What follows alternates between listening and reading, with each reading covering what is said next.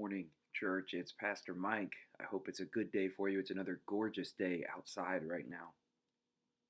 We've been going through the book of Acts and these devotions, and I'm really looking forward to the rest of the book that we can get to here in the coming weeks.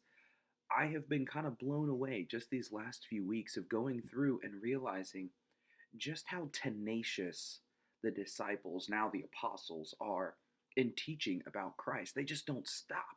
They just, every moment is an opportunity to turn around and talk about what God is doing.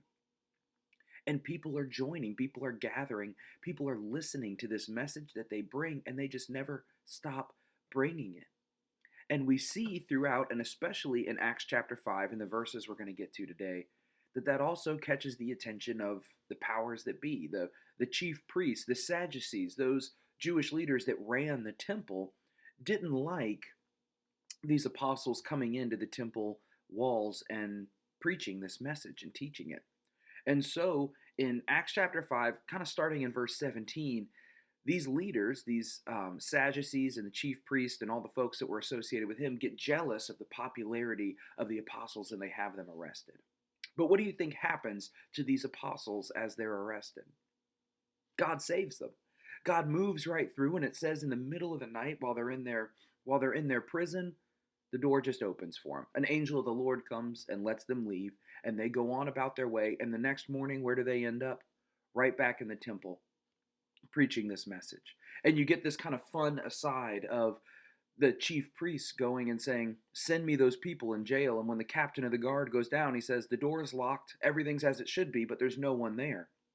And they have to go grab these apostles again out of the temple and say, come with us. Somebody wants to meet you. Somebody wants to talk with you.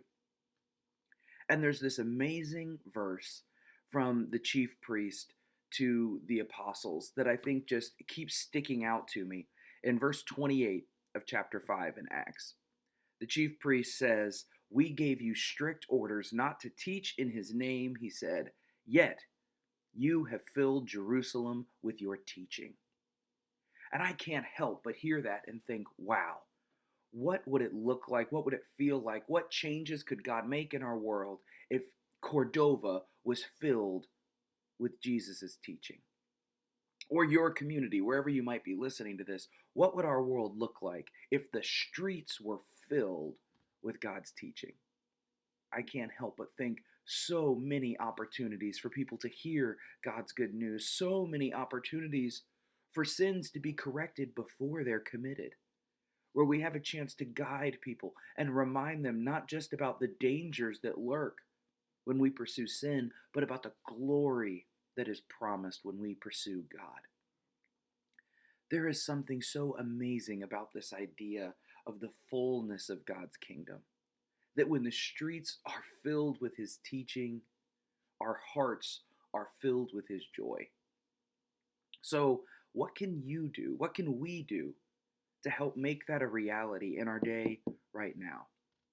I think in part we can follow the example of these apostles, not be afraid of what somebody's going to say, that we can preach the good news of God no matter what obstruction might be in our way.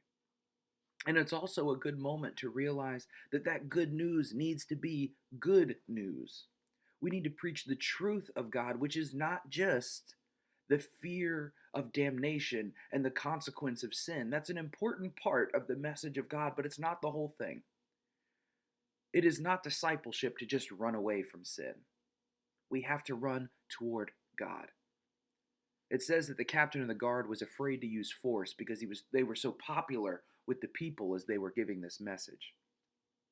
That's because the message wasn't just telling everybody, wow, you're all a bunch of sinners, but it was the promise of God's grace, glory, and goodness to the people that they were listening to. Is our message that we preach that winsome? Is it that appealing?